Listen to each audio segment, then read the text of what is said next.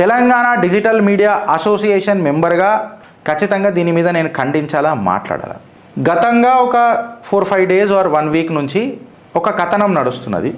భారతీయ జనతా పార్టీకి చెందిన ఒక యువ నాయకుడి టీమ్ సాయి ప్రసాద్ అని, టీమ్ సాయి అని అంటారు, ఆయన మీద కథనాలు నడుస్తున్నాయి.